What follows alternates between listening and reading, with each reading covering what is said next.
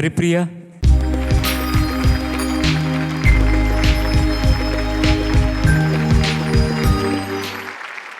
అందరికీ నమస్కారం. నా పేరు మరంగంటి హరిప్రియ. నేను హైదరాబాద్ నుంచి వచ్చాను. మా అమ్మగారి పేరు శ్రీమతి లక్ష్మి, మా నాన్నగారి పేరు నరసింహాచార్యులు. నేను డిగ్రీ ఫైనల్ ఇయర్ చదువుతున్నాను.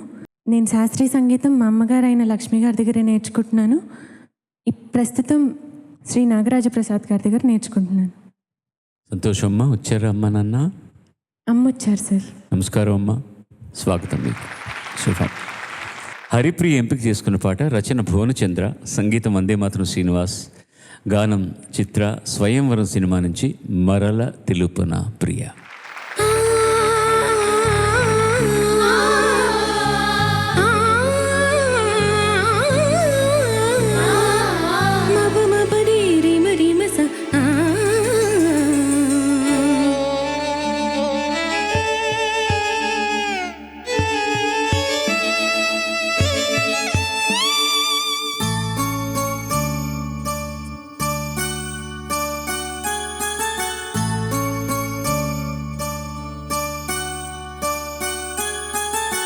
మరల తెలుపన ప్రియ, మరల తెలుపన, మరల తెలుపన ప్రియ, మరల తెలుపన. ఎదలో ఎలదాచుకున్న మధురోహల పరిమళాన్ని, ఎదలో మధురోహల పరిమళాన్ని, కనుపాపలు నింపుకున్న చిరునవ్వుల పరిచయాన్ని. మరల తెలుపన ప్రియ, మరల తెలుపన.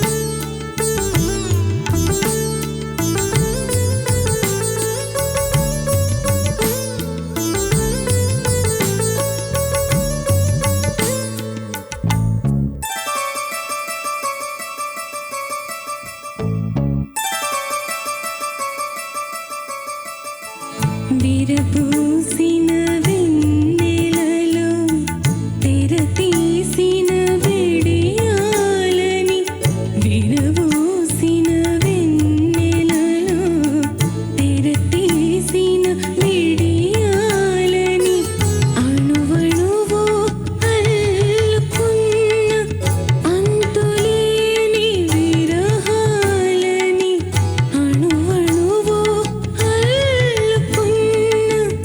అంతులేని విరహాలని, నిదురపోని కన్నులలో పవళించు ఆశలని, చెప్పలేక చేతకాక మనసు పడే తడబాటుని.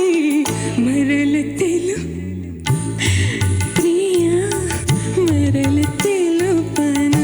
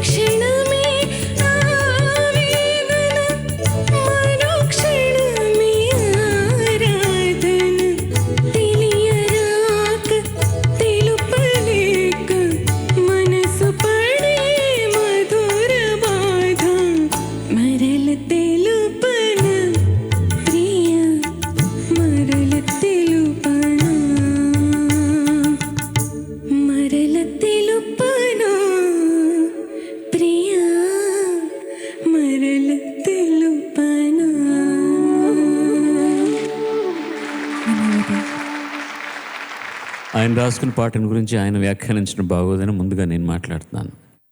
ఇది సినిమా కోసం రాసిన పాట కాదు, నాకు తెలిసింది తను రాసుకున్నటువంటి పాట. డైరీ సాంగ్ అండి. డైరీ సాంగ్ అంటారా వీటిని? డైరీలో రాసుకున్న పాట. ఈ పాట వెనకాల కథ ఏదైనా ఉందా?